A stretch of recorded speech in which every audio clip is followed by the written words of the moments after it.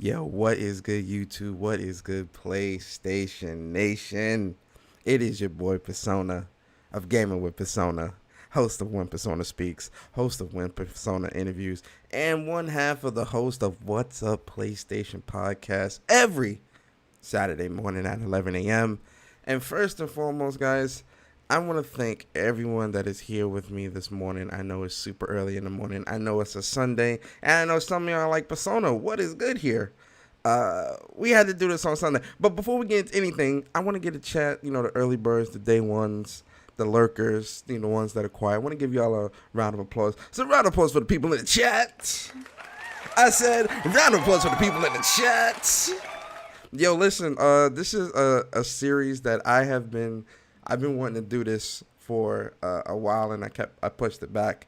I originally was supposed to do it last week, but real life things got in the way. But this is a series that I really, really, really wanted to do, just because with the PlayStation 4 and this generation. This has been an amazing generation, right? First off, before I even get into that, I want to apologize to everybody because the time says that I was supposed to start at 10 o'clock when I set the time for 11 a.m. And when I checked the time on the stream settings, it said 11 a.m. So I don't know why it's saying 10 a.m. So for anybody that came here looking for the podcast at 10 a.m.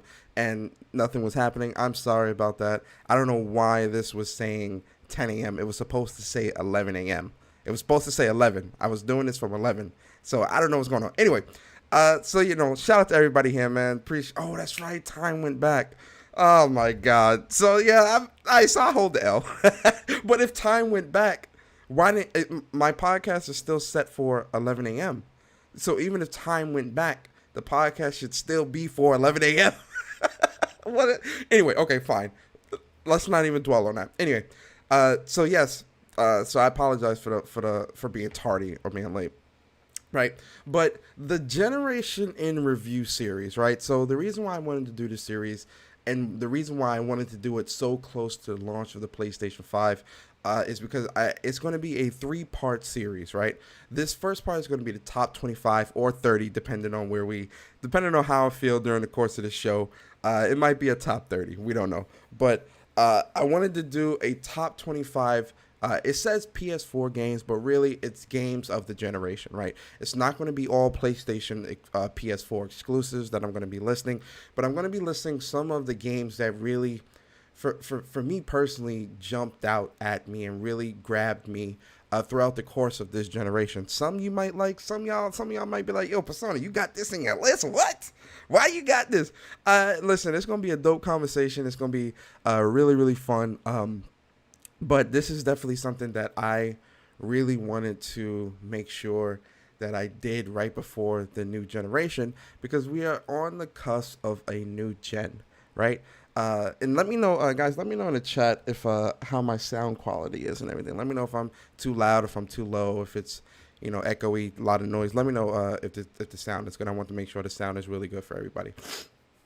So, when it came to the Generation in Review series, right, I wanted to highlight some of the big things within this generation, right? So 3 areas that really are going to be highlighted in this 3-part series, right? So this week is going to be the top 25 games of the generation, right? Next week, Sunday at 11 a.m., and it's going to be at 11 a.m. this time. Next week, Sunday, part 2 of the Generation of Review is going to be the most controversial. We're going to talk about some of the most controversial moments of this generation, right? Especially for the PlayStation 4. Now, this may be, when it comes to the part 2, that may be a conversation that's going to involve PlayStation 4 and Xbox, just because a lot of the controversial moments that happened during the course of this generation were, they kind of coincided with each other, right? So Xbox and PlayStation. So that might be a conversation that's going to involve both of them, right? And then part 3 of this series is it's not going to be next Sunday because it's not going to be that following Sunday because that following Sunday we all going to be playing PlayStation 5. So part 3 of the series is actually going to be on the 11th of November, that Wednesday. So the Wednesday literally the day before the PlayStation 5 releases, right? We're going to do part 3 of the series. And part 3 of the series is actually going to be, I'm hoping to make that a group podcast where, like, some of you guys can come in and talk about, your thoughts on the generation. I'm going to speak on, like, some of my greatest memories, my best memories of the generation, right? Like, just for instance, I don't know if you guys, for those that have been following this channel for a couple years, like way back in like 2014, 2015, y'all already know who the council is. Y'all know what the council is about. Y'all know that we was one of the first to be doing 3-hour podcasts, and we was PlayStation centric and things like that. I met them during the course of this generation. I met Bari during this generation. Just some of my most memorable moments throughout the gen, and it doesn't have to just be centered around the gaming aspect of it, but also the community as well, right? So most memorable moments and things like that. That is what's going to be the part 3 of the series, right? And like I said, that's going to be happening on November 11th. And the day before the console releases, right? And then after that, we'll literally be in a new generation come November 12th. So, that's it. But this is going to be a 3-part series, guys. And I really do think you all are going to enjoy this series, right? And you guys already know, man, with this series, with this generation in review, I had to make sure that the video that I had playing while I'm talking was something PlayStation 4 centric. You get what I'm saying? Because, obviously I had Spider-Man playing for a lot of my streams. This video here that's playing is the PlayStation 4 launch trailer. This was when the console was just launching, and they released this trailer. This trailer is dope as hell, by the way. It's got music and all that playing too, but I'm not going to play none of that because, I ain't trying to get demonetized and all that stuff. But with that being said, we are going to get into the we're going to get into this top 25, right? Now, I have to point out, we're going to start with my top 5 of the generation. And I have to be honest with y'all, this was hard. Pause. This was really hard for me just because there was so many games. Yo, Andre, Buck, Stardust, Umar, what is good, Fleshy, Damien, T-Meng Fu, Jay Bari, Salazar, what's good, man? Shout out to everybody here, man. I appreciate y'all so much. Real talk. Make sure y'all like the stream, share the stream out if you thought, if you're enjoying the content, right? So my top 5 was really, I'm going to be honest with you guys. I struggled with this. I really, really struggled with this because really, I wish I could put every single game in my top 5. And like I said on What's Up PlayStation podcast last week or the week before, I had said that when it comes to my lists are very interchangeable, right? 1 week, this is my top 5. The next week, this is my, this is my top 10. Like, my list is so interchangeable, and it's always changing because there's just so many games and so many games that I've played throughout this generation, and so many games that I love, right? But when I was creating this list, right, I wanted to make sure that this list was a definitive list, that this is truly, truly how I feel about this top 25, right? So as much as we all like to, oh, what's your top 5? You name these games. Somebody asks you again, what's your top 5? Oh, these are this games, right? This top 5 that I'm about to give you guys, these are definitive. These are my top 5 games of the generation. And like I said, some of you might like it, some of you might not, but we're going to start off, man, because it's important, right? So the first game that is my top 5. So this, we're gonna start from 1 and work our way into 25. So the number one game on my list this generation is Last of Us Part 2. Okay, listen. Hear me out. Listen, okay? Hear me out. This game just it spoke to me, man. Like, it really. The controversy behind it, the risk that Naughty Dog took, right? Just all of what Naughty Dog did with this game, the scope of the game, the characters, all of it is just on such a larger level, right? And the added characters that they added in this game, the fact that they could make a villain be loved, right? The fact that they can make you feel for a villain. The fact, when I got to the end of this game, like not the very end when you and Abby had that second fight, the first fight. When I got to the end of that game, I honestly was on the side with Abby, where I was like, look, I want to kill Ellie too. Let's do this, right? Naughty Dog did an amazing job of making you really feel for all of the characters, good or bad, because in this story, there really wasn't a bad character, right? Like, and when I say bad character, I mean it in both a figurative, and when I say bad character, I mean villain, like a villain style character, right? But also a bad character in terms of writing, right?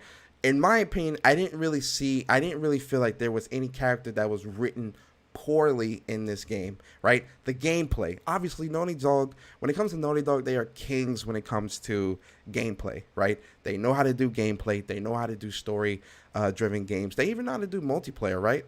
They're really good at doing multiplayer, and we're going to talk about that in one of the other games in the list and why. But when it comes to Last of Us Part 2, the story, the pacing, the combat, right? The graphics, the way the game is, the writing, right? The writing is done really well. This is just a phenomenal game, right? And like I said, I struggled with what my number one game was going to be because there's so many great games, but I really do feel like Last of Us Part 2 deserves that number one spot for me, right? So Last of Us Part 2 is my number one. That's the number one. That's the top game. That's number one, right? So number two. Let's get into number two. Listen, guys, it's gonna be a Naughty Dog show today. I'm gonna let y'all know now. It's gonna be a Naughty Dog show today. Let me explain something to you. And now this game was really hard for me to. Let me explain something, because Uncharted for a Thieves End is a great game. It's a great game. It's a phenomenal game, right? But when you're talking top 5, and even going deeper than that, when you're talking top 3, I have to give it to Uncharted Lost Legacy. Uncharted Lost Legacy. They if you have not played Uncharted Lost Legacy, this game is on point. This game is really on point. The story in this game, the dynamic between Nadine and Chloe is it's magical. It's magical, right? I love this game so much. You hear what I'm saying? I really, really, really love this game. I love this game. And one of my favorite characters from the entire Uncharted series, right? I love Nathan. I love Drake. Ellie is not Ellie. I'm still thinking about Last of Us. Elena is also one of my favorite characters, right? But the top, like, if I had to put like a top 3 to like Uncharted characters, Chloe's at the top of this list. Because Chloe, she's spicy. She's like, I don't want to call her an anti-hero, but she's kind of like, she's got like this anti-hero vibe, right? And like, she's in it. Like when you play the old Uncharted games, she's not a villain, right? But she is very much for herself in a lot of it, especially in Uncharted 2, right? She's very much for herself until the end of the game. But you see a lot of good development with her through the games, but then when you get to Lost Legacy, you really get to see how this game develops, right? And you get to see some true to form character development with Chloe in this game. And they really did a good job in Lost Legacy with making Chloe feel like she's got like a lot of compassion. They let you see her girly side. She kind of brings her walls down a little bit, right? And then they really did a good job of the adventure and the communication and partnership between her and Nadine. Because at first they hated each other, right? They didn't really like each other. They just had a job they wanted to do and things like that, right? But then as they continue through the journey, as they make these new discoveries within the world and things like that, you really start to see the wall come down between them two, between both of them, right? And it becomes like a friendship. By the end of the game, it's a friendship. Like they're friends. Like, they want to go on adventures together, quote unquote, and stuff like that, right? And mind you, Nadine's a villain. Nadine was a villain from Uncharted 4. Like she was straight up a villain. Now, granted, her the reason why she was doing what she was doing on Uncharted 4 was because she was trying to save her father's company and was trying to save Shoreline and keep them up and running and things like that. So she wanted the money, so that's why she was doing what she was doing. But she was still a villain, right? By the end of the game, she wasn't really so much a villain because she was like, oh, nah, I'm out of here. Like, you trying to play me, whatever. But, yeah. So Nadine is kind of, I guess you could call Nadine an anti-hero, right? But the villain in Lost Legacy, I forgot his name. He was great, right? Sam in this game was great. Like I'm glad that they gave Sam more exposure, especially in this game. The fights in this game, the train scene in this game is on point. The helicopter scene in this game, especially if you're playing on Crushing, it is on point. Number 2 is definitely Lost Legacy. I love this game. I love Chloe as a character. I've always loved her as a character. That's Bae right there. You feel me? So yes, Uncharted Lost Legacy is my number 2, right? My number 3, boys. It wouldn't be a list without a Final Fantasy game. It would not be a list, ladies and gentlemen. It would not be a list without a Final Fantasy game, right? And now listen, Final Fantasy 15 let me down.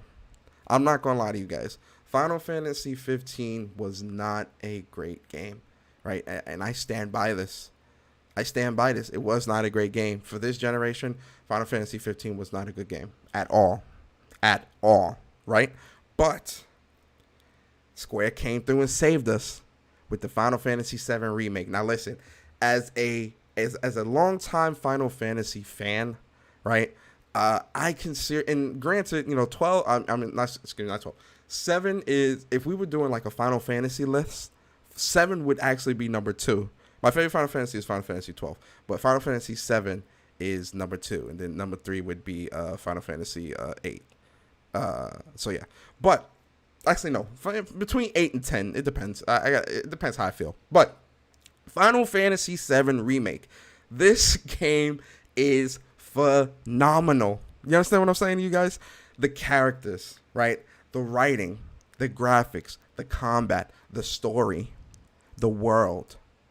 Right, the callbacks to old school Final Fantasy 7, right? Seeing the characters like Avalanche redone in this art style and more updated and modernized, and actually giving them more exposure in this game as opposed to in the old school Final Fantasy, phenomenal.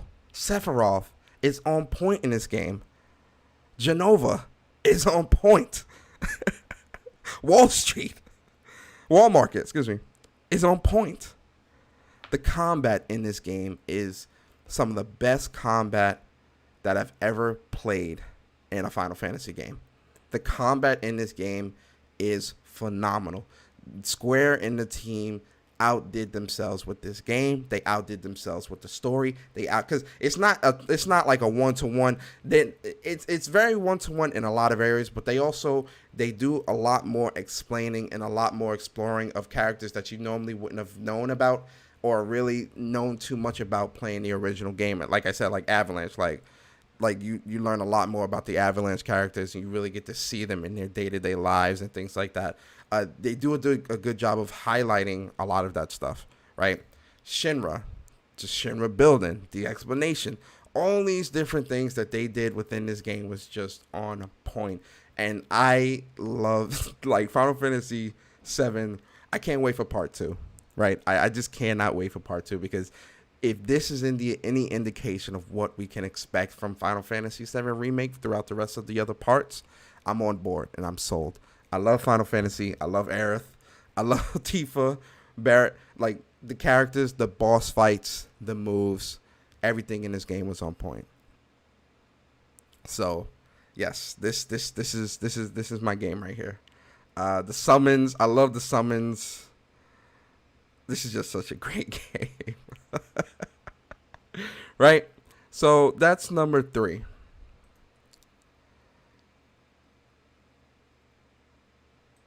Number 4. I'm telling y'all not gonna like me. Number 4. A lot of people didn't like this game. There was a lot of people that hated on this game. But this is my game right here. Destiny 1. Destiny 1 is such a great game. I could talk for hours and hours and hours and years and months and years about this game. Destiny 1 in its entirety, and I'm speaking Destiny 1 and the expansions, I truly did love this game. The story, I love the story once they built that up. The Crucible, the raids, right? Even the expansion raids. I just love Destiny 1. The guns, the way you can set up your characters and things like that. Destiny 1 has always been a game that I really gravitated towards, especially when it first came out on the PlayStation 4. What was it, 2015, 2014, something like that? I was immediately like on board. I know a lot of people hate Destiny. A lot of people do not like Destiny, and part of the reason why a lot of people don't like Destiny is because when the game originally came out, it was too grindy. They didn't like the initial story. Like, there was a lot of complaints and things like that people were very pissed off about when it came to Destiny. Me personally, I loved it. I love the grind. Like, I've been grinding in games for years, right? So the grind didn't really bother me. The story was only part of the story, right? You had the raids and the side missions and the alerts and things like that also played into the story and really explained a lot of that stuff, right? Especially when you did Vault of Glass, right? It really explained a lot of stuff. The thing about the story was what they did with the story was it was a setup for all the other content and things that you were going to do in the end game, right? So it wasn't really something that was a beginning, middle, and end, right? So I think that's what a lot of people disliked about the game. Me personally, I had no issue with that, right? And playing the game I've put, I think I've put at least 2,000, maybe 2,500 hours into Destiny 1. I've really played this game a lot. I put a lot of time into this game, a lot.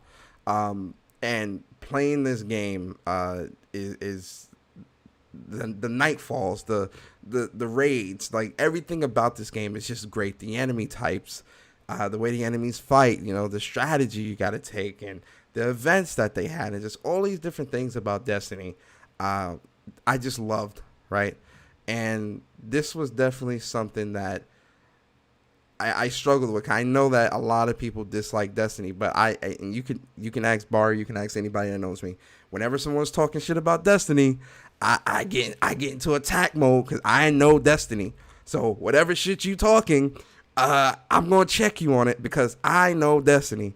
That is a game that I know top to bottom. So if there is an issue, we gonna talk about it because it ain't just gonna be, oh, this is what it is and that's it. You get what I mean?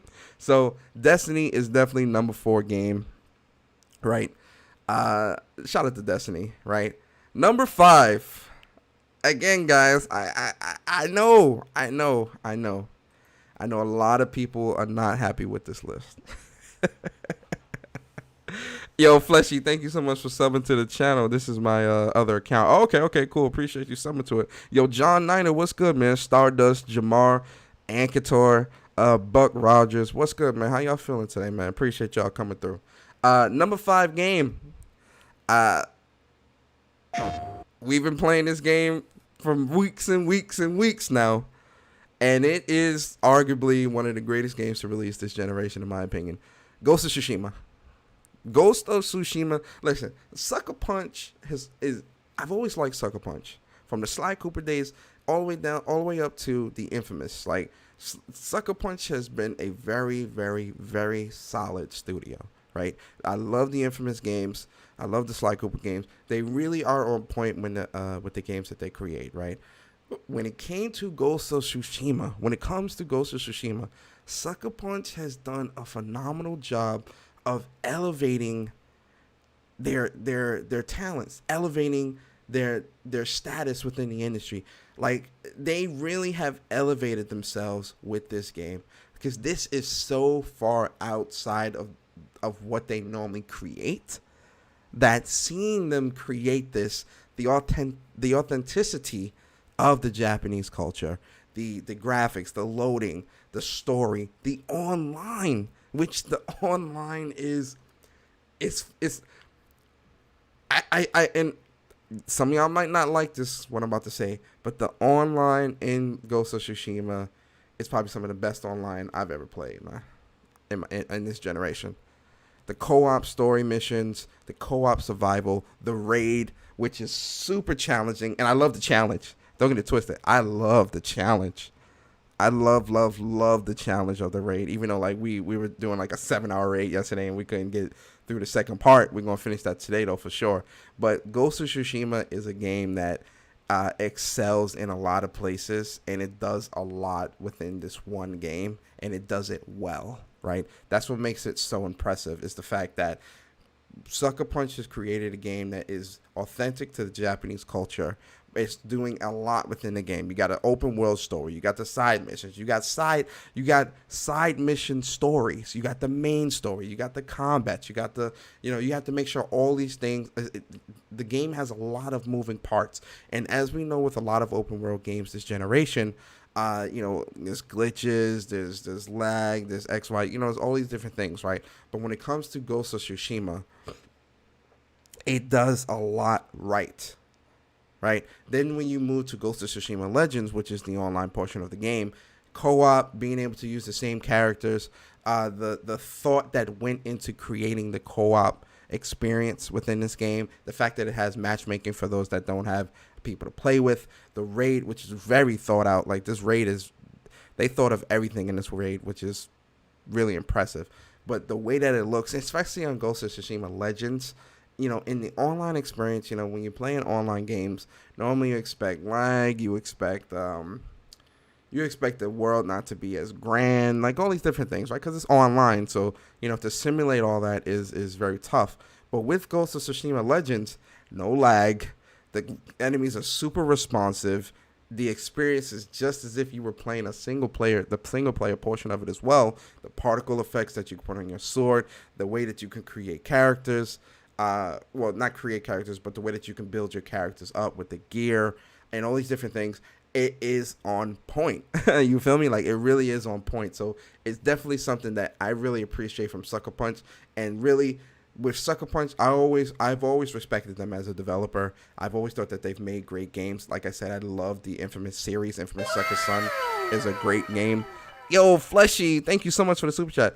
I would have gave more if I seen Uncharted 4 in this top 5, but I'm still mad. Respect for Uncharted Lost Legacy in there. Leave a like on this video. Appreciate the support, Fleshy, man. Thank you so much, bro. Uncharted 4 is coming out. It's coming out. But a lot of with Sucker Punch, I've always respected them as a developer, right? So to see the range that they have when it comes to game development, and a lot of y'all not gonna like what I'm about to say here, but seeing how they've went from Sly to Infamous to Ghost of Tsushima, Sucker Punch has the range. As a development studio, they have the range, and I'm willing to put them up there with Naughty Dog. I know y'all not gonna like that. I'm willing to put them up there with Naughty Dog. They not number one, right? Naughty Dog's definitely got the number one spot. No one's moving them from there, right? If we were going to do development studios, Naughty Dog, Infamous, Sony Santa Monica, Sucker Punch, right?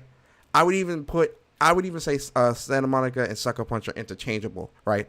But I can see Sucker Punch in that top 3 spot. I can really see Sucker Punch in that top 3 spot because they've got the range. They've proven it. Look what they're doing here. They've proven it, right? They've definitely proven it this generation. Infamous Second Son is a phenomenal game. The add-on for Infamous Second Son, First Light, phenomenal. Ghost of Tsushima, phenomenal. Ghost of Tsushima Legends, phenomenal. They have the range. Infamous Second Son and Ghost of Tsushima are 2 very different games. Sucker Punch has the range. Give them their flowers. Give them their respect. You have to give them their respect. So shout out to Sucker Punch. Those are my top 5. So let's continue. Number 6. Shout out to Fleshy, because like I said, Fleshy, number 6 was on the way. You feel me? Number 6 is on the way. So the number 6 game of on my list is Uncharted. It's Uncharted. You feel me? Uncharted: A Thief's End is a yo, John Niner, thank you so much for the super chat, bro. I appreciate you, man. Yo, Rollo, what's good, man? Yo, Ken Masters, what is going on with you? Ken says they're not there yet, but Ghost of Tsushima 2 can be there. Uncharted 2 moment. They are one game away from being ND level. I respect that, Ken. I respect that. I feel like with this game and what they've created with Ghost of Tsushima Legends, I feel like they're there. Personally, just when you look at Infamous Second Son and how different that is from this, but they still maintain that level of authenticity. You get what I'm saying? And uniqueness. And they both are very great games. Sucker Punch got the range, man. Sucker Punch got the range. Yo, shout out to Super Chats. Light Gamer said, love Last of Us 2, but I honestly think Ghost of Tsushima is Ghost. I respect that, Light Gamer. I respect that 100%. That's why I'm saying this year, the fight for GOTY, and we're going to do a series on that as well. Well, we're going to do whenever the Game Awards opens up their voting, we're going to talk about our game of the years and stuff like that. Don't worry, we're going to definitely do a podcast on that in December. But I agree. And this is the thing, Last of Us 2 and Ghost of Tsushima, very interchangeable, and they're definitely going to be fighting for that number 1 spot this year, because they both are phenomenal games. The reason why I say Last of Us 2 is going to edge it out is only because of seniority. It's because of seniority. When I say seniority, I mean Last of Us 2 is an established, Last of Us is an established series that has a cult following, a huge following, and a lot of people are going to gravitate towards that over the new IP, right? Unfortunately, Ghost of Tsushima is the new person on the block, right? So even though we feel that they've proven themselves, for a large portion of the majority, they're still going to sit with The Last of Us 2 because it has seniority, right? Because it's established. People know about it. People, they gravitate to this game, right? So Last of Us 2 is definitely going to win. And it's definitely going to win GOTY. If it's Last of Us 2 and Ghost of Tsushima in the GOTY categories, Last of Us 2 is winning. Just because of seniority. It's seniority, right? Shout out to Fleshy with the $5 super chat. I feel you. Listen, shout out to Fleshy, man. That's my boy. Shout out to Matt. You feel me? That's my boy. That is my boy. But listen, Fleshy, I told you Uncharted 4 was coming up, man. Number 6. Number 6 on the list. Number 6 on the list, right? So number 6 on the list is Uncharted 4, right? Now, I struggled with the top 5, right? Funny enough, the hardest part of this list was the top 5, right? Because everything else kind of can just be wherever, right? But I knew that Uncharted couldn't be super low on the list. And the reason for that is because Uncharted 4 is a phenomenal game. This game is phenomenal. The scale, the enemies, the characters, the drama, the graphics, the fighting, the online, right? The online portion of Uncharted 4, it's still booming today, right? You can sign on right now and find a match like that. There's no issues with that, right? This game is phenomenal. I love Uncharted series. I've played it since the beginning. It is a series that is very near and dear to my heart, right? And with this, I love how I love the inclusion of Sam, right? I love how it's on loop. The inclusion of Sam, I love how they did the time jumps where they, show back in time and show them as children and show some of the things they were going through in like the orphanage and how they became who they were in the past that they decided to take. Again, the dynamic between between Drake and Elena, right? Because they're married or whatever. Rafe as a villain is just phenomenal. Like, it's funny. Like, playing a sword fight on Crushing it's crazy. By the way, like Jesus. But the final fight that you do with Rafe in the burning ship, that was like really great to see. Elena is such a great character. I've loved Elena all the way since the beginning. She is a ride or like that is the definition of a ride or die, right? When it comes to having a ride or die chick, on your arm. You feel me? Elena is definitely one of those chicks that's a ride or die. She rode for my boy Nate, even though she caught him lying, right? Came through to the hotel, saw that he lied about what he was doing. She walks out on him, right? Right? So you think, oh no, they about to get a divorce. They about to, whatever, right? But then when Nate's in a pinch, when Sam backstabs him and sells him out to Rafe, right? And then Rafe, I think he like they pushed him off the cliff onto the waterfall or something like that. Something they did, right?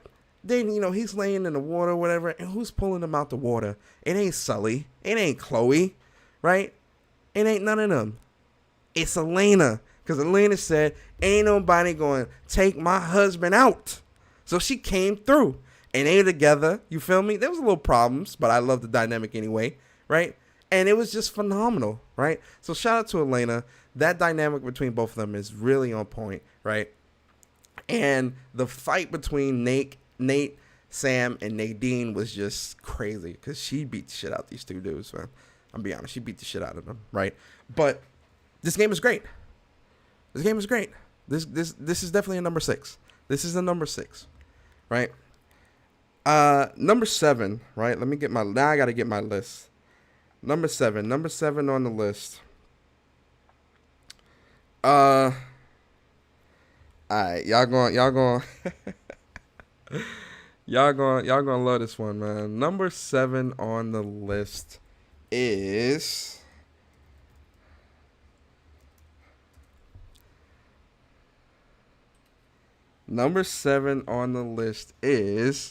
you guessed it, Gravity Rush 2. Listen. Gravity Rush 2 is a fire game. Chloe definitely got the cake, though. That's a fact, Fleshy. Gravity Rush 2. All right, so listen. I played Gravity Rush 1 back on the Vita, right? I didn't finish it, right? When they put Gravity Rush 1 on the PlayStation, I'm like, oh, okay, I tried it again. It was done better, like, on a PlayStation. It was still some issues, like, with the controls and stuff like that. But Gravity Rush 2 was built for the PlayStation. For the PlayStation 4, right? It was built for the PlayStation. Let me tell you something. If there's a game, like, and I'm being serious with y'all, right? If there was a game that you all need to play, I'm so serious when I say this. I'm so serious. If there's a game that you all need to play, it's Gravity Rush 2. The world it's layered, so it's 3 layers. The way they did the world in this game is phenomenal. It's an upper layer, it's a middle layer, and then it's the slums, the lower layer, right? The flying in this game is still on point. It's so on point, right? The world is beautiful, and it's 2 different worlds because you've got I forgot the name of the first world that was in Gravity Rush 1. The first world is there, but then there's an entire second world that's layered it's layered, very layered.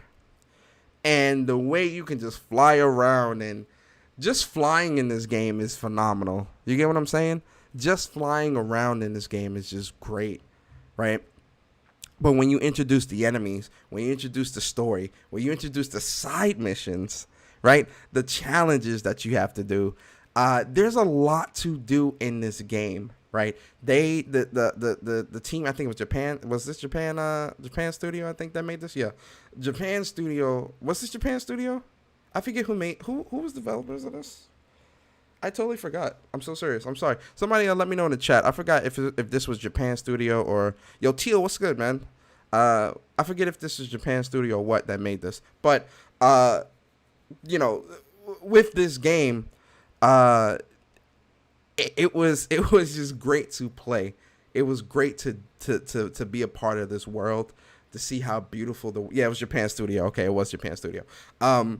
Just to see the world, right? To see Kat grow as a character, see her powers become like fully realized, and she just began to accept who she was, even though at one point she loses her powers, and it's just a great game. And then like when you get to like the end of the game, and I'm not going to spoil it for you guys, but when you get to like the end, there's a specific part of the game where like it's like on a loop, but it's on a loop on purpose.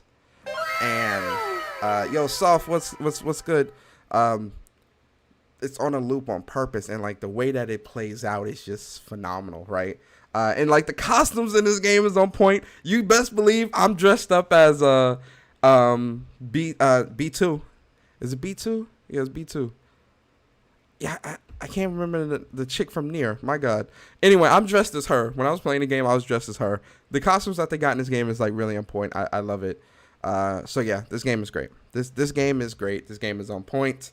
So that is number 7, right? So number 8. Number 8, guys. We getting up there in lists. Uh-oh. What is going on? So number 8, guys, is a game that really needs no introduction. I personally think it doesn't need any introduction. We're going to introduce it anyway. Now, listen. When it comes to Tales of games, Rala, did you get your accessories at? All I have is the headset right now. I'm waiting for the charging station and the controller, which will be here this week. In terms of Tales of games, I'm kind of new to the series, right? I've played Tales of Zysteria this generation. I didn't finish it, but I'm new to the Tales series. I really started getting into the Tales of series this generation. I know, guys, don't beat me up. I know Tales of Zysteria, Tales of Symphonia, I know, guys. I know. A Tales of series was just a series that kind of slipped by me throughout the generations of my gaming life so far, right? And I'm sorry. So I got into the Tales of game this generation, right? Now, I played Tales of Zysteria, right? And Tales of Zysteria, yo, Seto, what's good, man? Tales of Zysteria, I wasn't feeling that much, man. It was a great game, right? But then when you got to like the halfway part, I forgot the name of the town that I got to, but then I met the dude that I was supposed to meet that was supposed to explain to me about the holy ones. I forgot their names, the shepherds, right? He's supposed to explain to me about the shepherds and stuff like that. But then he wants you to find the orbs in places that you already went. And I'm like, come on, man. I just couldn't finish it. It just wasn't my cup of tea. I'm like, all right, this is where I sign off, right? Now, Tales of Zysteria. This game is fire. When I saw the trailer and stuff like that for this game, it's giving backstory. It's kind of like a prequel to Tales of Zysteria, right? And with this game and the way the game plays, because you play as Violet, right? And she was a regular girl until some demons attacked her village, and when they attacked her, she ended up getting some demon powers and stuff like that. Like she's got like this demon hand and all this stuff, right? And when she uses the demon hand in battle, it takes like some of their life force and some of their abilities, and you get to use those abilities against other people. You use the ability against them. Like you gain the ability within battle, and then like you kind of use it against them depending on what the element of the ability that you get is. So it's element based in terms of like water beats fire, fire beats air, like all that type of stuff, right? But there's also like a souls, like a kind of like a souls system within the battle system as well, where as you use the demon hand to collect like these soul points and stuff like that, you can then use special abilities and all this other stuff. And they call like I forgot what they call it in Zysteria, but in Tales of Zysteria they call like the holy ones and like the shepherds and stuff like that, they call them Malakim, right? So it's a great game. It definitely will put you in your feels, especially when you get to the end of the game. Because she's trying to find her brother. So pretty much the entire premise of the game is she's trying to find her brother, right? She's trying to figure out what happened with her brother, and like she meets like this clone of her brother who's not really her brother, but he looks like just like her, and he doesn't have the memories of anything and all this other crazy shit, right? The game is crazy, right? It's long too. It's about 60-70 hours, depending on how you play it, and it really is a great game, right? This game is on point, and as a tale, like I said, I'm a Tales of noob, right? I didn't play Tales of Zillia. I didn't play Tales of Symphonia. I didn't play none of the Tales of games, right? I started on PS4 with the Tales of games, so I'm a noob, so I can't speak to all of the other ones. I do have Tales of Vesperia, like I said. It's a decent game, this Vesperia, but I think when you play Tales of Berseria and then you play Tales of Vesperia, the way they have the combat laid out, I can't really, I can't get through that, man, because the combat is just so dated, right? So, yeah, but Tales of Berseria is, I highly recommend this game. It's a great game. It's a great game, right? Now, 22. What's this, number 9? 22. Number 9. Right? Again, when it comes to Ni no Kuni, right? Ni no Kuni 1, I didn't play it on PS3. I know. Oh my God, Persona. Why? How could you? I didn't play Ni no Kuni 1 on PS3. But when Ni no Kuni 2 was coming out, Rex Arthur, thank you so much for the subscription. I hope you enjoy your stay here. When Ni no Kuni 2, this game is on point. Right, and I did end up playing Ni no Kuni 1 after I played Ni no Kuni 2. I did, but Ni no Kuni 2, right? This game is on point. Okay, I love this game so much. I really love this game. The characters, the world building, because you can build your own, like, you have to build your own kingdom as you go through the story, right? So the way you can you have to, like, as you're going through the world, you have to recruit people. But the way you recruit people, like, some of them you do, some of them is like story based, where you're going to recruit people through like the story or whatever. But then there's going to be people that you can only recruit by doing their side missions, right? And some of those side missions are challenging, because some of the things that they want you to get, it's like, you don't know where it is, or you have to really be looking for it. So to really recruit everybody and really have your kingdom on point, it's gonna take some time, right? It ain't gonna be something that's easy. But the combat in this game, the Higgledies, right? The Higgledies, because I think in the first game they were called Higgledies too in the first game. I could be wrong. I think they were called Higgledies in the first game. I might be wrong about that. But the Higgledies in the second game, they are on point with the type of moves and things like that they do, right? The story is great. The combat is great. The fighting is great. The world is beautiful. The characters are beautiful, beautifully written, right? The challenges that they have, so like, kind of like the quote unquote end game challenges. Don't forget, Persona Ni no Kuni 2 had cuts on voice lines and cutscenes. All of that impacted the experience. Did they? I don't remember that. If they did, then that's definitely messed up. But for me personally, it didn't impact my experience personally. I really loved this game. No lie, I really do love this game. So Ni no Kuni 2 is the number 9, right? And number 10, right? Number 10. Let's see. I think too many of these are open. That's why it's acting like that. Hold up. So number 10, right? God of War 2018. Listen. Number 10. You know the vibes. Okay? Listen, this game right here, God of War 2018, it's hard. It's hard, man. It's hard. Arsenic Steel, what's good, man? Seto Kaiba, I don't know if I said what's up to you. I watched the cinematic trailer on my OLED for this game. It looks so clean. Yo, for real, it does. God of War, right? Listen, anything after top 5 is not in order. I don't know if I put that disclaimer out there earlier.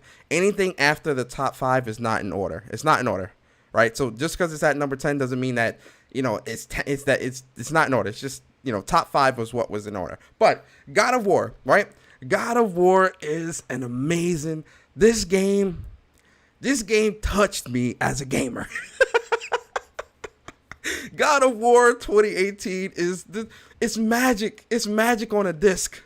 That's what this game is. It's magic on a disc, right? Or in digital form if you bought the game digitally.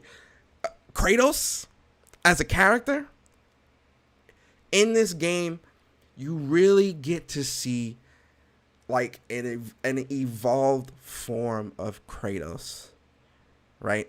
And it is just great to see him as a father, him still fighting his own demons. Like when you see Athena, him fighting his own demons, him trying to really come to terms with the mistakes that he's made back within the old games, back there in the Olympian times. Yo, True Bleed, what's up? Like just to see that, like as a man, right? Especially if you're a father, right? If you're a father and, you know, you've made mistakes in your life and things like that, but you want to rectify those mistakes, seeing him go through that stuff, I'm sure there's a lot of people within the world, like I'm not a dad, not yet, I'm not a father yet, so I can't really speak to that experience for myself, but, seeing him go through that and really struggle with being a dad, with being a warrior, to being strong for not himself, right? Because in this game, Kratos is not trying to be strong for himself. He's trying to be strong for his son. And damn, that's powerful, man. Damn, that is powerful, right? And, he can't be afraid. He can't allow himself to be afraid. He can't allow himself to fail. He can't allow himself to succumb to the negativity that continuously clouds him and clouds his mind and really trying to pull him down, because he has to be there for his son, right? But at the same time, he still does not know how to be there for his son. He doesn't know how to be a father because his own father was trying to kill him, Zeus. You get what I'm saying? Coming from Joel and Ellie, throwing you into Kratos and his son was a smart move on Sony's part. Yes. Joel and Ellie, father and daughter. Kratos and Atreus, father and son. Fun. Yes, I agree. I agree, Seto. I agree. But, seeing that experience. And then on Atreus' part, right? A son that doesn't really know his father, thinks his father doesn't love him, thinks his father hates him. Their mother's dead. Right? Then they have to go through this journey to get to Jotunheim to spread her ashes. And that journey in itself almost killed them numerous times. As a child, to go through this, it's powerful. Then you've got the villains, Baldur, Magni and Magi. Was it Magni and Magi? I think their name was Magni and Magi. I think the other two, the double villains, right? The enemy types, the combat, the building of your character, the RPG elements, the challenges, the Valkyrie fights, which all were very different, especially when you fought the Queen. Right? This game excels on so many levels. There are very few games like, and this is why it's so amazing, because God of War has been out since PS2, right? Let's be real here, right? God of War has been out since PS2, right? And Sony Santa Monica was tasked with having to recreate God of War in a modern sense like this, right? And making a series that has been around since the PlayStation 2 feel fresh. This is no easy task. Shout out to Cory Barlog in the entire Sony Santa Monica team. This is no easy task, right? So that has to be acknowledged here, because this is not an easy task. I have to shout out Cory Barlog and the Sony Santa Monica team, because if you played the old school God of Wars and then you played this, very fresh. It's a brand new game. It's not the same game in any capacity, from story all the way up. It is not the same game. So, shout out to them, man. Shout out to them. So that was number 10, right? Number 11.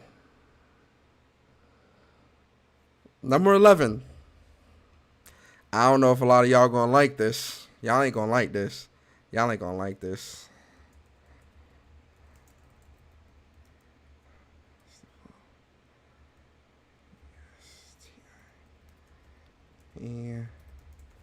Y'all not gonna like this one.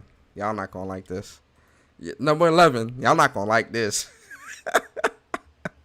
Y'all not gonna like this, man. I just know it. Y'all ain't gonna like it. Y'all ain't gonna like it.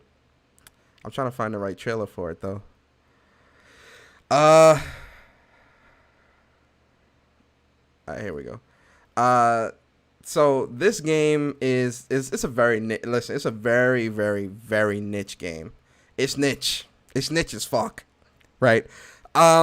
It's funny. Shout out to one of my boys, Michi. His name is Michi. Y'all probably know him from the Council Podcast from way back in the day, right? Michi put me onto the PS Vita version of this, which was Shenron Kagura.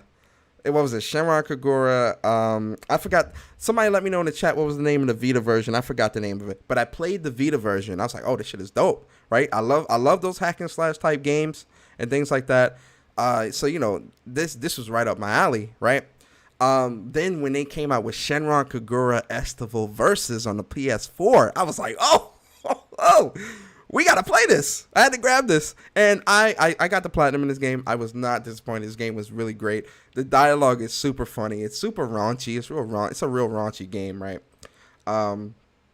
But Shenron Kagura Estival Versus. There's not a whole lot, it's not a whole lot I'm gonna say here, because it's pretty self-explanatory, right? So it's based off an anime. The anime is it's 4 schools. I forgot the name of the schools. I'm be honest. I forgot the name of the schools. But pretty much you see it on the screen. It's hack and slash. Each school has to go through like these trials and tests and stuff like that. One thing one of my favorite characters. Hold up, is it this chick? Yo, let me tell you something. This chick right here with the gun from because she's only in Estival Versus, because in Estival Versus they were doing like this festival thing. I know, Seto. I know. I told y'all some of y'all wasn't gonna like it, but Estival Versus. Now, which one's with the drums? I'm looking for the drum chick. The drum chick. I need the drum chick. This chick. This chick right here. Yo, this chick right here. This was one of my favorite chicks in the game. Yo, man, this chick with her drum. Once she pull her drums out and she start doing her solo, she fucking up everybody. She fucking up everybody on the map. I love this game. I'm be honest. I love this game. Peach Beach Splash wasn't that great to me. I didn't really like it too much. I did like Renewal that came out. I think, was it this year or last year? I got the platinum in that as well. Great game. Listen, I know a lot of y'all not gonna like this. Because the whole, and a lot of people think these type of anime games are weird or whatever, and that's fine. You're free to feel how you feel. But this game, I actually enjoy the combat. I enjoy the combat, and things like that. The game's dope, right? So, Estival Versus. There she goes. She doing it. There she doing the solo. Hold on. Let her do it. Don't let Bond. I don't give a fuck what Bond think. What the fuck? I play games for me, not for niggas on the internet. But so Shenron Kagura Estival Versus. This game is fire. This game is fire. So this is definitely my number 11. I know a lot of y'all ain't gonna like that. A lot of y'all ain't gonna like that. I'm sorry, guys. I'm sorry, man. Don't judge me. Don't judge me. So number 12. Number 12 on the list. Right? I think y'all gonna like this one. I think y'all gonna like this one. Where is it? Is it this one? I think y'all gonna like this one. Number 12 on the list. I'm joking with you. I literally play Genshin Impact. I like it, so I can see how you like this. Yeah. Oh, no. I ain't nothing against you, Seto. Come on, you already know. I'm just saying, when it comes, I'll say this. When it comes to playing games and stuff like that, I play games for me. Like, if people they feel how they feel, right? It's the internet. People gonna, people gonna judge. Me personally, I play games for me. I always play games for me. I play games for my enjoyment. I don't give a fuck. People. I don't care. I don't know these people in real life. You get what I mean, Seto? I don't care what they think. I'm enjoying games. That's what matters. But shout out to y'all. So, Dragon Quest 11. Now, let me tell you something. This game, I'm not gonna lie to y'all. This game almost made it into my top 5. This game almost made it into the top 5, guys. I'm so serious. If you have not played Dragon Quest 11, you're missing out. Straight up. You're missing out. Dragon Quest 11 is a phenomenal game. This game is the combat. It's turn-based. So if y'all don't like turn-based, y'all gonna be a little angry. It's not a whole lot of there's reading in the game, but it's not like a lot of. Cause I know a lot of people don't like reading in games. It's got reading. Don't get it twisted. It's got reading, but it's very strategy based. Like you really gonna have to think through how you fight some of these enemies, because there's a couple of enemies that I fought in this game that like they beat me like 2 or 3 times before I was like, yo, what is going on here? Like what is? Then I figured out. I found out about the strategy where I can summon the King Metal Slime and use Eric's lightning attack to always, because his lightning attack always does a crit. So because his lightning attack always does a crit, it's always going to be a one shot on the King Slime, and the King Slime gives like 1 million, 3 million, like 10 million XP per fight or whatever. So, but it's a certain strategy of how you have to do that, because you have to have certain characters and you have to have certain characters' abilities, right? So my characters are super high level, but the end game for this game is actually, it's pretty phenomenal as well, because once you beat the story, right, there's going to be like trials and things like that, and then there's the epilogue section where you actually have to get the true ending of the game, right?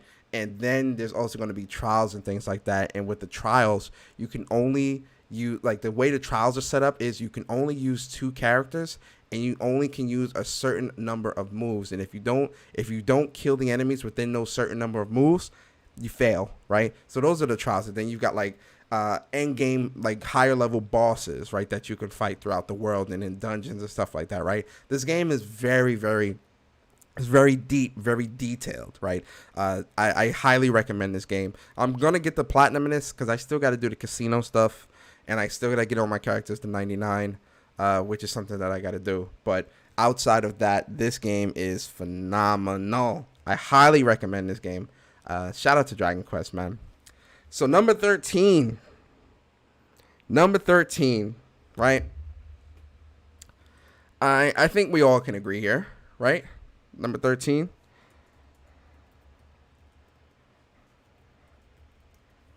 I think we all can agree here, right? And again, this was a game that almost made it into the. This was a game that almost made it into the top 5.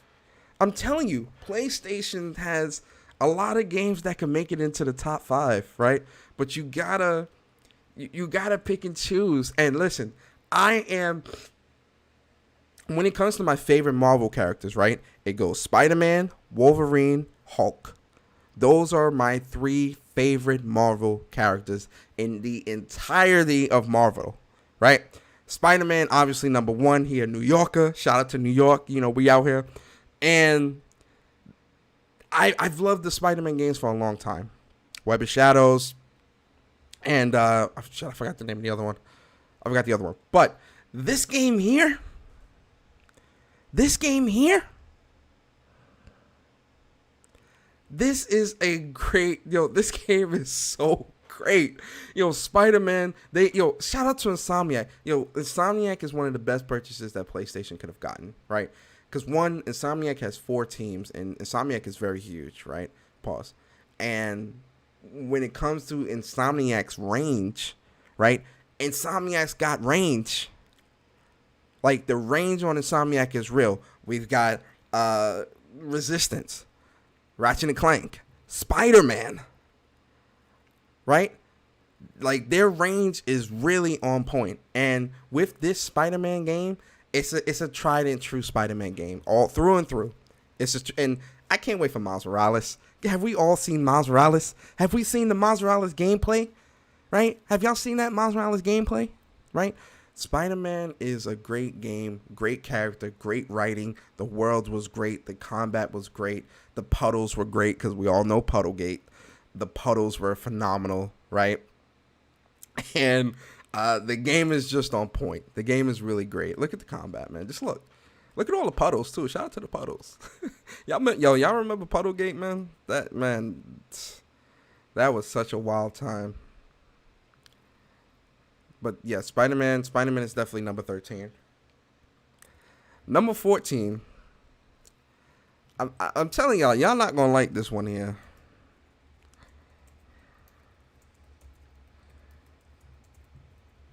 Y'all not gonna like this. Y'all not gonna like it. I'm sorry, but it's got to be said. Life is Strange. Life is Strange is number 14. Right? Now listen. These types of games I don't normally play. Right? I don't normally play these games, right? And when it came to this game, I forgot who told me to play this. I know a couple people had played it, and they were like, yo, this game is fire. You got to play it. You got to play it. You got to try it out. You know, all this other stuff.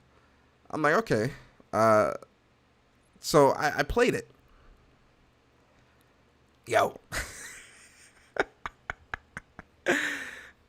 Yo, listen, I'm even surprised in myself that like I really like this game really like pulled me in, right? I'm surprised in myself. But for me personally, like the message behind this game, the impact, and like all that different stuff when it came to this game, and like, you know, it deals with suicide, you know, it deals with depression and lies, and you know, it's like a typical high school drama type of game, right? And it you know, high school drama death type of game or whatever, and it was actually really good.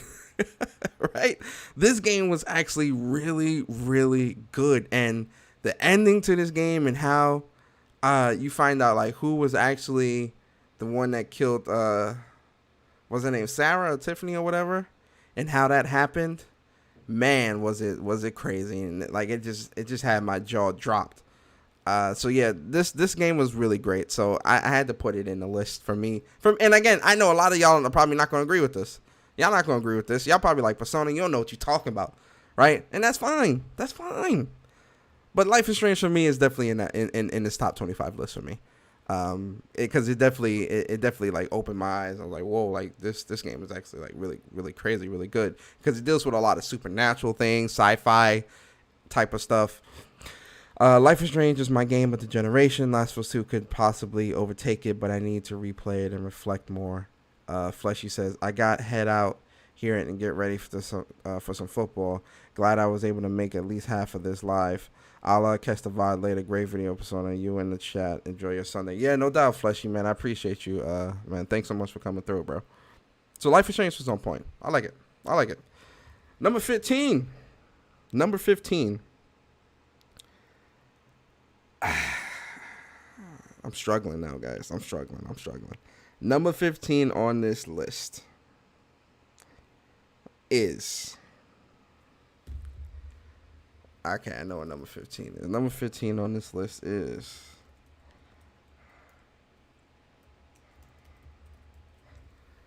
Y'all know. Y'all already know it was coming. Y'all knew it was coming, man. Come on now. Y'all knew it was coming. Pause. Kingdom Hearts 3. Number 15 on the list is Kingdom Hearts 3.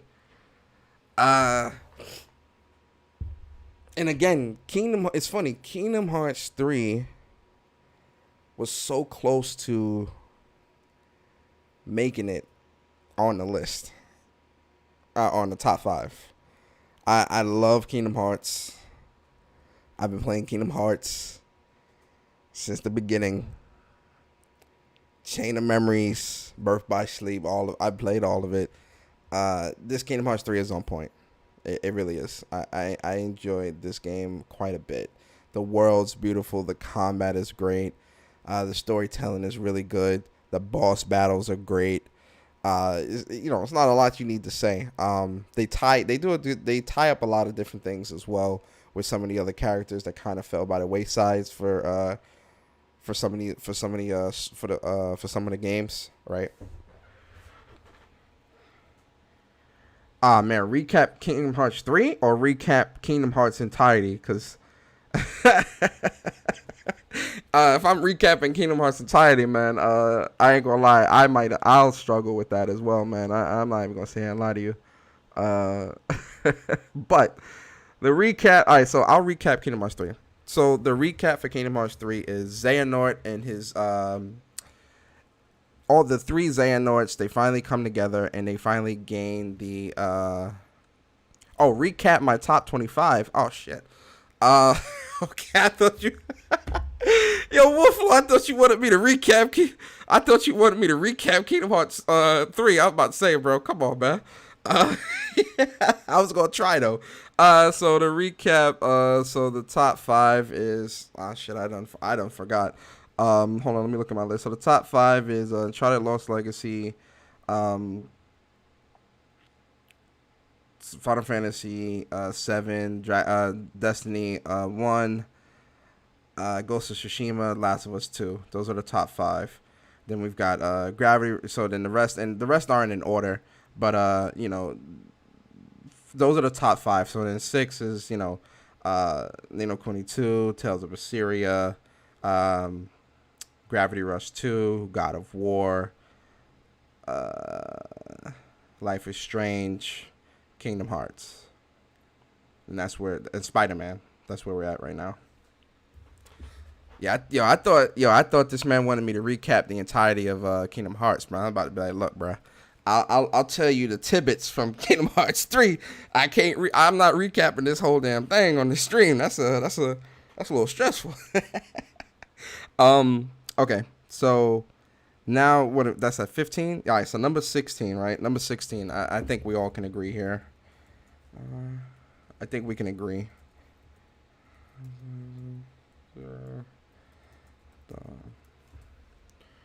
I think we all can agree here, right? Can we all agree? Horizon Zero Dawn, number 16, right? And again, this was a game that was going to make it in my top 5, right? I'm telling you guys, I really struggled with the top 5 list. Like, I struggled for like 3 days. I'm not even kidding. With like, what is my like top 5 games of the gen? It's really hard because Horizon Zero Dawn also belongs on this list. It does. It belongs on the top 5, but it's number 16, right? And that's not to say that it's a bad game. This game is phenomenal, right? And again, this also shows Guerrilla's range, right? Guerrilla's range when it comes to game development, going from Killzone to this, and this being phenomenal. They definitely did their thing. You feel me? Horizon Zero Dawn is a great game. If you have not played this game, you are severely missing out on a great story, great open world, great side missions. It's a very great game. I highly recommend it. This game is great. Horizon Zero Dawn is great. It's great. So that's number 16. Number 17.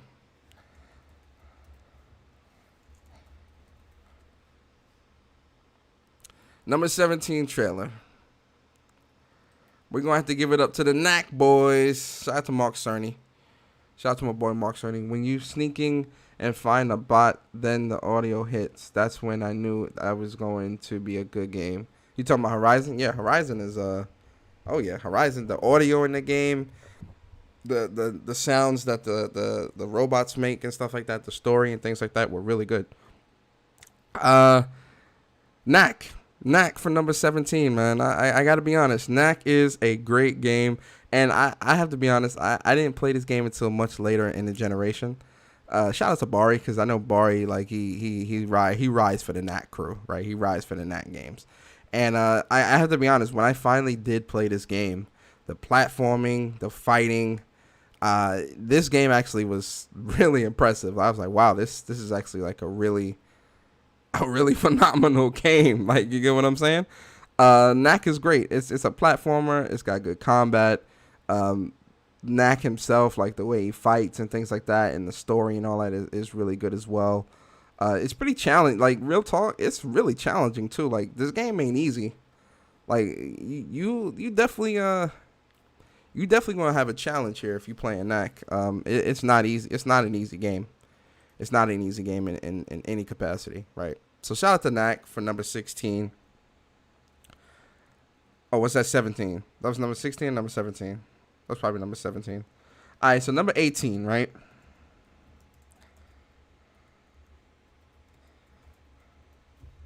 Number 18 or 17. Where am I at? 17 or 18? I don't remember. I don't remember. But we're gonna say number 17. Screw it. So number 17, right? Y'all thought I was gonna do this list and not include Nier? Are you crazy? Are you crazy? Did you seriously think that I was not going to include Nier Automata into this list? Oh, no. Nier Automata is a fire game. 2B, that was her name, 2B. Nier Automata is a fire game. I love this game so much. The fighting, the story, because you got to play it 3 times, because you play as 2B, then you play as 9S, then you play as A2. And A2 section is wild. Like, that is when the story really, really opens up, right?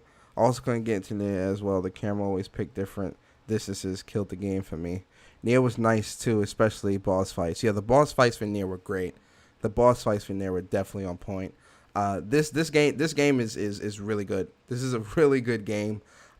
It's not just like it's got like some. It's a hack and slash, but it's also like twin stick. You know, it's twin stick in a lot of areas too, as you can see in the game. Like it's a lot of twin stick areas, and you know you always got your robot that's following you around and he shoots, and you can use the sticks to shoot and move around and get some combos and do some crazy stuff. Yeah, this game was great. This game was great. Nier was great. Was a great game. I love this game.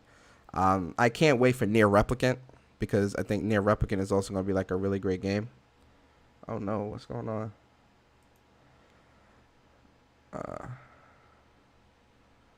Oh, it's got skipped frames. I don't know what the hell was going on with that. Yeah, this game is fire. Shout out to Nier. That's number 17, right? So number 18. Number 18. Number 18. I gotta get my boy Deacon. What's his name? Deacon St. John. That's my boy. Deacon St. John in the building. Deacon St. John in the building. You understand? Listen, Days Gone.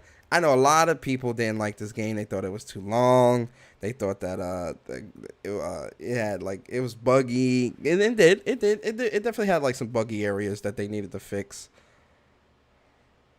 Frames gone, really, Persona. Frames gone. Days. I just caught on to what you said, Seto. Frames gone.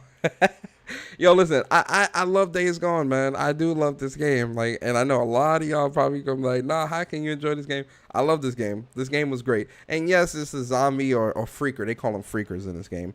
The freaker apocalypse and stuff like that, and the different things that you have to do in this game. And it is a very long game. Pause. Like, the world is very big. There's a lot of story. There's a lot of side story. And it's a lot of micromanaging that you have to do, because you definitely have to do, you have to make sure you have the bike. You got to make sure that you keep the bike gassed up. You got to search for materials and all this other stuff. So, yeah, it's a lot of stuff that, and it's not graphically, it's not the best looking game in the world. But the story in this game is really great. And the way that it ends and, the way they set up for the second story, it's definitely going to be like really, really, like it's going to be crazy. Yeah, I platinumed this game too, man. This was a fun platinum for me. I enjoyed the platinum. The large mobs that you fighting in this game, the hordes. Yeah, that's what they call them, hordes. I thought this was a great game. I think this is a great game of the generation for me. Personally. I know a lot of y'all not going to like that. right? But that's number 18, right? So then number 19, right?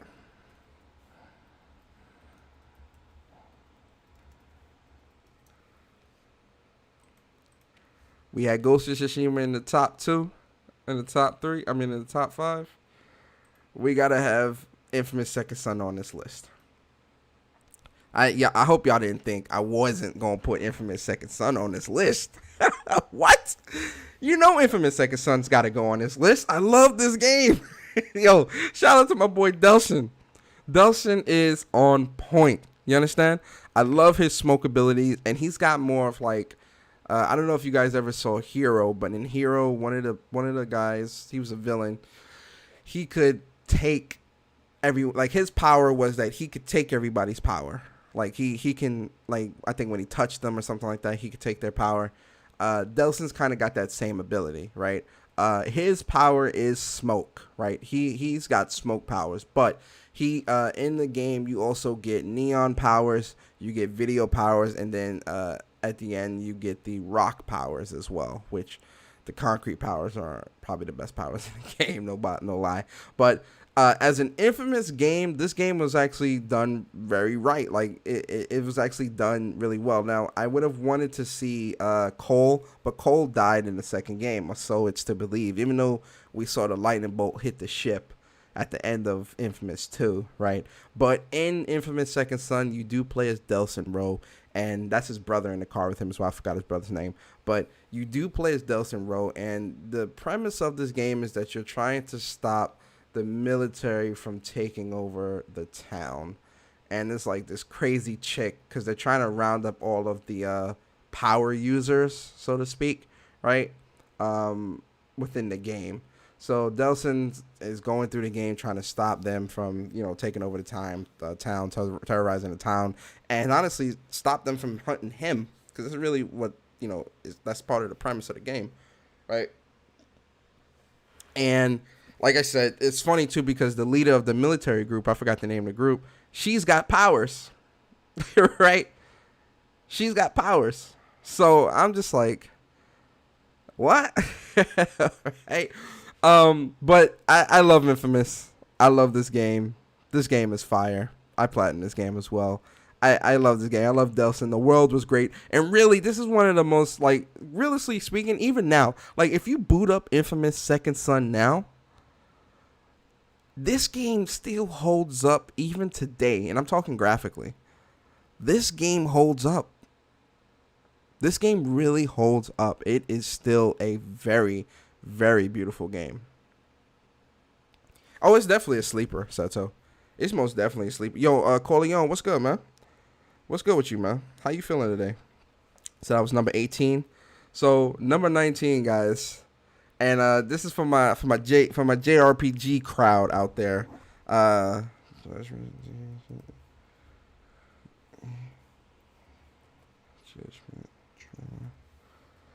This is for my well, it's not a JRPG, but this is for my Yakuza crowd out there. You feel feel me?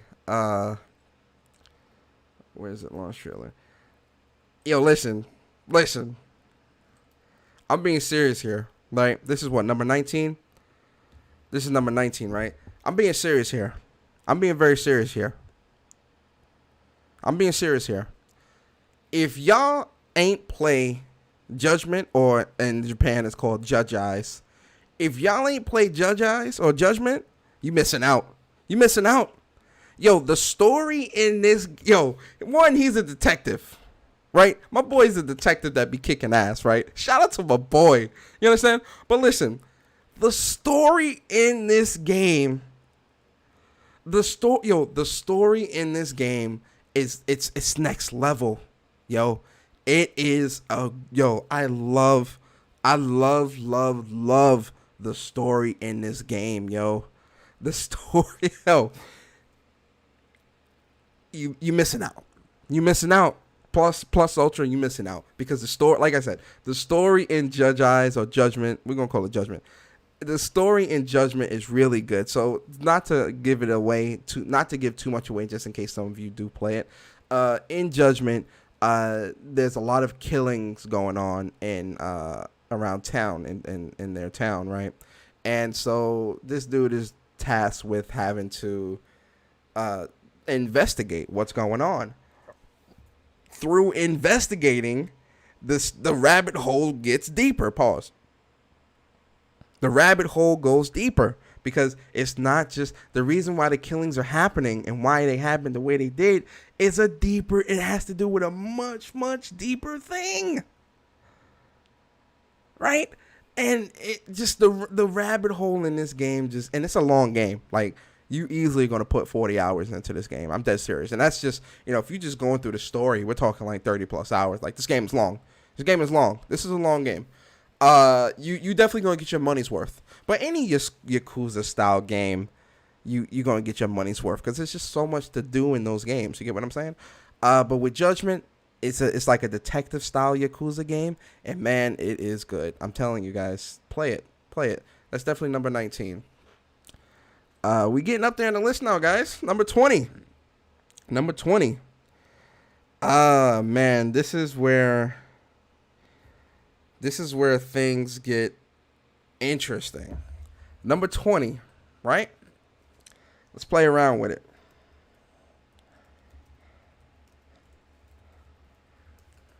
Let's play around. Number 20. You want to talk about good games? You want to talk about being a JRPG fan? Right? Shout out to Tokyo RPG Factory, a new development studio that was created this generation by Square Enix, and then dedicated to making more niche style JRPG games, right? More old school style JRPG games. One of those games, and their debut title really is I Am Setsuna. And this is a classic RPG, man. It's very is it Chrono Trigger inspired? I think it was Chrono Trigger or Chrono Cross inspired, right? This game is phenomenal, right? It's going to hit you in the feels. You understand? It is a very tough game as well. Like, it's very strategic. It's turn based. This is ATB after this active time battle. So you can. It's turn based, but then it's kind of like active. So like if you still choosing moves, the enemy can still be attacking you. So you're gonna have to play your cards right. And then like the way you set up your characters with the cards and things like that. This game is great. I Am Setsuna is a great game. It's gonna hit you in the feels. I'm not gonna spoil it or anything. I want you guys to if you haven't played this game, I do want you guys to play this game. If you're interested, so I'm not going to spoil too much of the story and things like that. But I will say that with this game, especially if you've been playing especially if you've been playing JRPGs for a long time, way back on like Super Nintendo and PlayStation, all that stuff, you're going to get some real good old school vibes here, which is what Tokyo RPG Factory was trying to go for. So I do definitely highly recommend this game. I Am Setsuna is phenomenal. It's going to hit you in the feels. And this definitely had to go on my list of top 25 games of the gen. Right? So now 21. Y'all are not going to like this.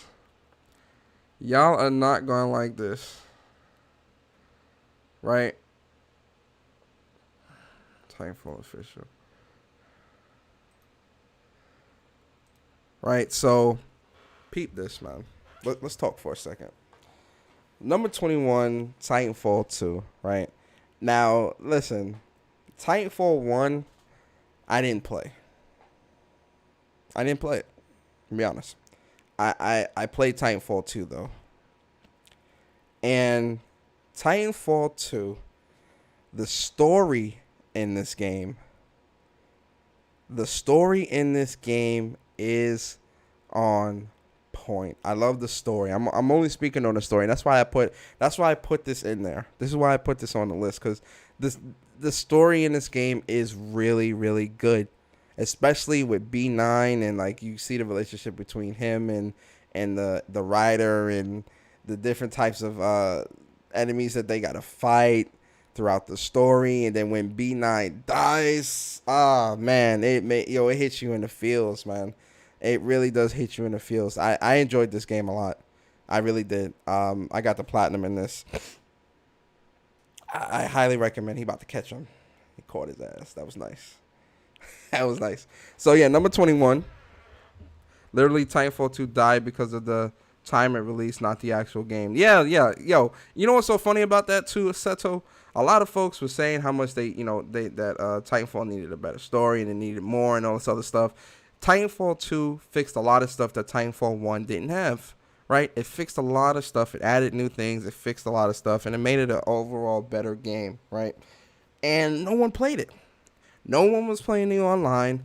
No one was trying to beat the story. Like, this game should not have died the way it did. Or I don't want to say it died, but it should have gotten the support that it deserved, because Respawn did a great job on this game. I really do think they did. They did a great job on this game.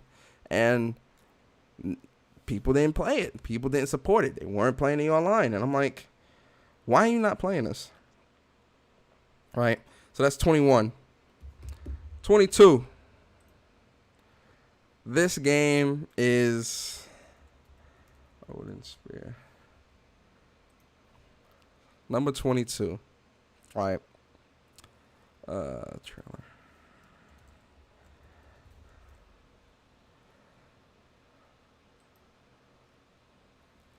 Odin Spear, Leafy Shire, right? That is number 22, right? Now, I know, guys, this game came out way back on PlayStation 2, and it's a remake and blah, blah. I get it, okay? I get it. I know, right? You don't gotta beat me up about it. But this game, man, my boy Cornelius. Shout out to Cornelius. That's my favorite character in the game, Cornelius. Ah, man, Cornelius is the shit. Oswald was the shit as well. That was another one of my favorite characters. Velvet was nice. This game, it's amazing how great this game is, right? I platinumed this game. I played this game through and through. I put a lot of time into this game.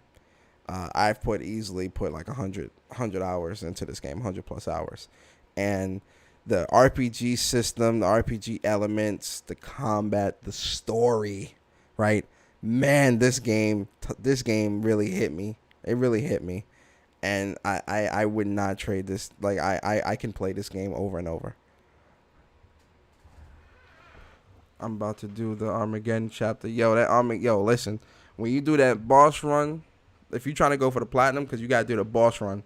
And in the boss run, you got to fight every boss in the game all in one go, and you can't die. That's a challenge. You're gonna rage a little bit on that. I promise. But this game is fire. Highly recommend it if you haven't already. It's a great game. So it's number 22, right? So number 23, right?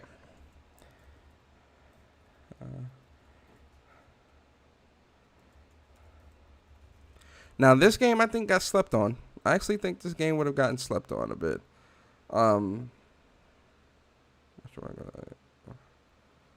Yeah, we can do this one. I think this game got slept on. It's made by Don't Nod, right?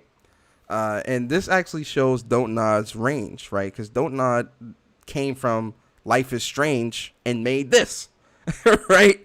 So the range on Don't Nod is actually kind of on point, right? I use Mercedes for the boss run. She's a beast. For the boss run, I used Cornelius, man. He was just too on point. But number 23, right? Very important. This game, Vampire, right? It's a Souls-like-ish game where, like, it's very unforgiving. You got to be on point with your attacks because, you will die in this game. Like, it's crazy. But why I love this game so much is because the story in this game is actually really on point. The world, the way the world is set up, the side missions. There's like a good karma and bad karma type of effect with this game where because you are a vampire, right? So because you're a vampire, you're also a doctor. He's a doctor that's a vampire, right? So Oh yeah, this is on PS Plus. I highly recommend you download this game before it goes away. This is a great game. He's a doctor, then he gets attacked by a vampire and he turns into a vampire, but he's still a doctor, so he's still like helping people and stuff like that. And people don't know that he's a vampire, right? But there's like a karma system in this game, right? So because he's a doctor, he has his Hippocratic oath of, helping people or whatever. But if you decide to attack people and like, drink their blood and all that stuff, you become more evil. But if you don't attack them and you stay true and become good, then it's the good ending. And there's two endings to the game, and that's how you get the platinum. It's two different endings. But also, if you're killing people, like innocent people, if you're killing innocent people in this game and like drinking their blood and all that stuff, the city also becomes more plagued. It becomes more plagued and it becomes more deadlier, right? So you kind of have to be careful with how you kill people, because if you're going to kill innocent people, it actually makes the game much harder. If you choose not, if you choose not to kill people, the game is harder. If you choose to kill people, the world becomes harder to be in. It's weird, like, because by not killing people, the way you get abilities and stuff like that is much slower. So that's what makes the game harder. But if you are killing people, you get more ability points faster, and you can get upgrades and things like that much quicker. But the reason why I say killing innocent people will also make the game harder as well is because when you're killing innocent people, the more innocent people you kill in the different sectors of the world actually becomes plagued and unlivable. So because it becomes plagued and unlivable, instead of it being towns with like, innocent people and, shops and all this other stuff, it actually is going to be wasteland. It becomes like a wasteland of vampires, wolves, and hunters out to kill you. And it's very hard to navigate through the town like that, because it's like these enemies are very unforgiving, right? So it becomes way harder to traverse through the town like that, because the town is like, it's like almost like a goddamn maze, because there's so many different doors and entrances and shortcuts and all this other stuff. It's going to really take some time of you getting around in the world.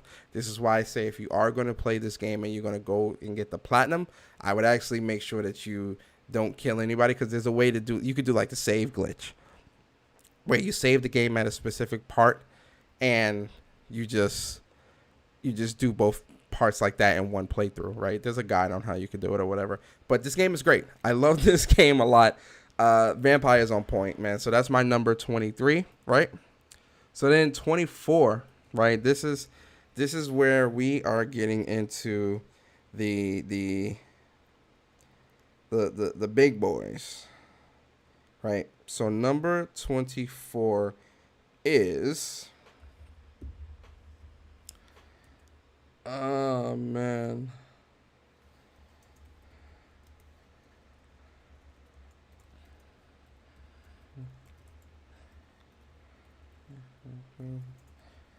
now this is not a PlayStation 4 game, guys. It's not on PlayStation 4 at all. But the reason why I put it on the list is because I really do love this game. Octopath Traveler, right? Yeah, yes, that's like Infamous Second Son. Your decisions have consequences. Yes, you're absolutely right, Seto. Octopath Traveler. What a game. This is also made by, I think this is made by Tokyo RPG Factory as well. If I'm not mistaken. Is this made by Tokyo RPG? Let me see. Show more. I think this is also made by Tokyo RPG Factory. I might be wrong. On who made this, right? But Octopath Traveler is it's a take on like old school JRPGs as well. Like I said, if you love old school JRPGs, you are going to love Octopath Traveler. This game was amazing. I highly, highly recommend this game. Favorite characters off rip is I went with Olivia as my first choice, and she became my healer debuffer type of character because I mixed her abilities with the dancer abilities. So she was like, I don't want to say debuff. Yeah, because the dancer did have a lot of debuff abilities. So Olivia had a lot of light and dark abilities. So she was light and dark. So she had the best of both worlds. So Olivia was definitely she was definitely like my main, and man, she was on point. Then my second character was Olberek, and I mixed Olberek with Hanit, and he became like my tank DPS, right? And then my third choice was Cyrus, and I mixed Cyrus's abilities with who was it? I think I mixed Cyrus' ability. His job was with Alphen, I think. Yeah, I mixed. What I made Cyrus was like I made Cyrus my dark. So like, let's use Final Fantasy terms. I made Cyrus my dark mage, right? So he was like my DPS mage character, and I made Olivia my supportive mage, right? So she was healing and things like that, and having both of them on a squad, man, just they were OP. Yo, Andre, this game is called Octopath Traveler. It's on the Switch and on PC, right? So I mixed their abilities, and then I had Therion I had Therion on my team, and then I had Teresa's job linked to Tyrion, because Tyrion, he could use with Teresa her abilities where she used Therion had the SP steal, right? And Teresa was just, she had like the item snatch and things like that. So that's how I had it set up, and my team was pretty on point. You feel me? I ain't gonna lie. I still need to go back and get all of the super jobs, like the ultimate jobs that you can get in the game. I still have to do that stuff as well. But the game is on point. I enjoyed it. That's my 24, right? Final game, top 25 games of the generation for me. This is just my opinion, right? So number 25, guys. The number 25 game of the generation for me is...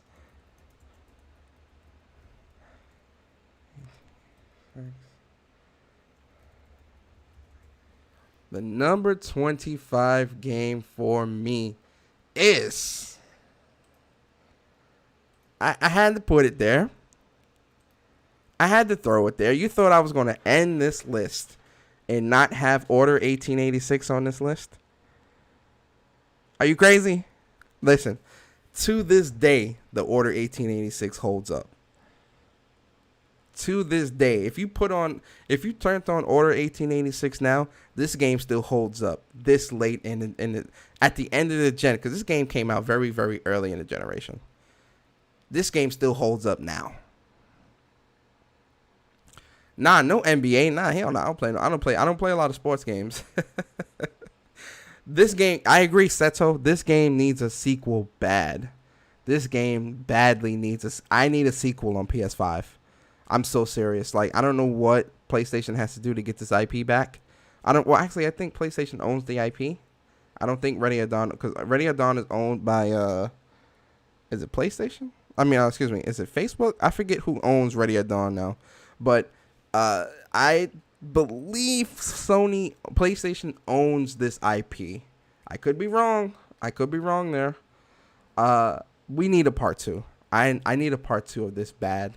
I need a part 2 to this game. Like, I'm so serious. This was such a great game. Like, the boss fights could have been better, because you fight the wolf 3 times in this damn game, right? So that could have been better, right? And at the end boss is a wolf too, and I'm like, oh, come on, y'all could have spiced this up a little bit, right? But despite that, right, the story, the way the game looked was beautiful. The combat, the story, the world. This game, Percival was just such a great character, man. Like, they really did a good job. I'm so mad that this game did not get a sequel within this generation. I'm so mad. And I'm hoping in the next generation, which will be here in a week and a half, we get a sequel. Because we cannot go through the entirety of next gen and not get a sequel to this game. We can't. It's unacceptable. I won't accept it. I won't allow it. But this game, the Order 1886, again, the only issue with this game for me personally is just the variety within the boss fights, right? I just wish that the boss fight variety was better. But in terms of the gun combat, in terms of the world, in terms of the story, all of that was on point, right? I had and which surprised me because I know a lot of the controversy with this game way back in 2015 was the fact that the game was short. Because you could beat the game in like 6 hours, 7 hours, or something like that. I know a lot of people, fake concerned they had issues with that or whatever, and I'm just like, it's just short, but it was good, right? And then to platinum the game maybe took like 20 something hours or something like that. But even with that, the game was still good for what it was and what it offered. It was good, but seemed incomplete or rushed to finish. I feel like a sequel would fix the problems, and with the new hardware, it could be more broad. Yes, I agree 100%, Seto. And I agree with you as well. Plus, I do feel like I do feel like they could have let this cook in the oven a little bit more. I agree. But even with how it is now, it's still a great game, in my opinion. It's still a great game. And with the new hardware going into next gen, and like I said, especially if PlayStation owns this IP. I'm not sure if PlayStation owns this IP. If PlayStation does own this IP, I feel like we can see a sequel next gen at some point. It might not be early in the gen. We might be 5 years or so into the gen, into next generation before we see a sequel. But if PlayStation does own this IP, we could see it. We could see a sequel. I could see PlayStation doing a sequel because a lot of people want it. A lot of people do want this sequel, and me included. I definitely want the sequel here. Like I definitely want to see the sequel. PlayStation doesn't own the IP, from what Jack said. Damn, that sucks. That really sucks. So realistically, we'll probably never see the light of. We'll never see a sequel for this game, which sucks. This is one of those games, kind of like Half-Life 3. People have been waiting for Half-Life 3 for years, and they're never going to get it. I think that's what this is, especially now that Ready at Dawn is owned by Facebook. We're never going to get that sequel, at least not on PlayStation. And if they do it on another platform, it's not going to be as good, in my opinion. I don't know if PlayStation would try to get it back. I think instead of trying to buy the sequel, the IP back, I think PlayStation would actually just recreate the game, like reboot it and just call it something else. Like, I could just see them doing that and like doing it in a little bit of a different way. I could see them doing that. But yeah, guys, that is my top 25 games of the generation. I gotta ask y'all, let me know in the chat. Do y'all agree? Do y'all disagree? Are you happy with some of the choices? Would you have wanted to see other games on there? Let me know what games y'all would have wanted to see on there. Right? I'm curious to see what games y'all would have wanted to see on there. I know my list is not going to be, one thing I want to put out there is, this is just my list, in my opinion, from my perspective, right? I don't expect all of you to agree with the list. I don't expect all of you. I expect everybody's list to be different. Like, if everyone had to do a top 25 list, I'm sure everyone's list is going to be very different with different games, right? But this is definitely my list for this generation. You had Nier, so we're cool. Not a shabby list, Mr. Persona. I played of the game of the year you listed. Oh, every game of the year. That was a pretty good list, Persona. I appreciate it, man. I like the list. It's full of lots of different games. Yeah, I know, man. It's. I had to think about this, man, because there are a lot of games out there, right? So many games, and it's really hard to put all of these games into just 25 games of the gen. It's hard. It's hard to do. It's hard. But I wanted to put this out there just because, this is definitely a list that I agree with, and I thought about this for quite a while. So I'm glad you guys do enjoy the list. This is going to conclude. We come to the end of part 1 of Generation in Review, guys. Listen, we've got 2 more parts to this series. This is going to, like I said, this is going to be a 3-part series. Switch, PC, and effing phones, but not PS4. SIE can work it. O can suck it and slaw. Yo, Arsenic. Oh man, yo, Arsenic, you funny too, man. But listen, like I said, guys, this is going to be a 3-part series, right? We just finished part one today. Part two is going to be, uh, you know, controversial moments. A mixture between controversial moments and just some of the biggest moments to happen within a generation, right? For the PlayStation 4. Was DMC on? Nah, no DMC 5 on the list, man. I ain't beat the game plus Ultra. Don't beat me up. I'm sorry.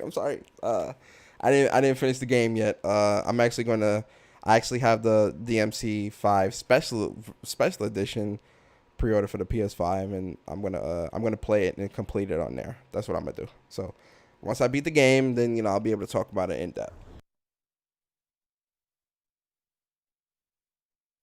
Some of the games that didn't make the list, right? So I'll do like one. I'll do like three honorable mentions. So some honorable mentions for games that did not make it on this list was Call of Duty Black Ops 3, right? Um, Monster Hunter Worlds, right? Um, Dragon's Dogma, Dark Arisen. I love that game so much, right? That didn't make it on the list. Man, what else didn't make it on the list? Um, Honestly, I think that's it. I'm trying to think of like some other games that. Oh, DC Universe Online, right? That didn't make it on the list. That's an honorable mention. And then the fifth game that didn't make it on the list that I'm trying to think. I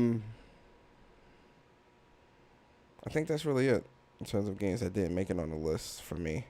We all know Persona is a man of culture with Shenron Kagura. Yo, Stardust, listen, man. I ride out with that game, man. I got no shame. I love that game. No lie. What they say? Yo, listen. I was playing. I mean, obviously, DC Universe Online was on PS3.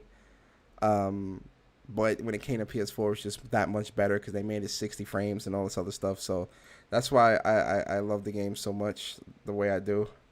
But that's just a phenomenal. That's just a phenomenal series to me, man. I love DC. I'm a DC fanboy anyway. I love DC comics and stuff like that. So that just it's no surprise here for me. But yeah, guys, that's my list. I hope you guys enjoyed it. This was part one of a Generation in Review. Next Sunday, same time, 11 a.m. Do not miss it. We're going to be doing part two of a Generation in Review, which is going to be the biggest moments of the generation. I'm excited for that. That's probably going to be an open chat as well. I'll probably open up the chat and let a couple people come through. No Man's Lie has to be on that list, Persona. No Man's Sky. Listen, I was very hyped for No Man's Sky, but they dropped the ball on that game when it first came out, man. I can't put that game on any type of list. I seriously can't. Andre 6K Persona, I sent you a friend request on PlayStation. What's your name on PlayStation, Andre? Just so I know, cause like I got like hundreds of. No lie, I got like hundreds of friend requests, and just let me know which one is you, Andre, and I'll add you. But yeah, guys, listen. In about 30 minutes or so, I'm gonna be playing some Ghost of Tsushima Legends with Sick and Bari. We're gonna be doing our we're gonna be doing chapter 2. We're gonna finish up this chapter 2 of Ghost of Tsushima Legends, the raid. So y'all don't want to miss that, man. Definitely come on through. Thank you, Damien. I appreciate it, man. A round of applause for everybody in the chat. Round of applause.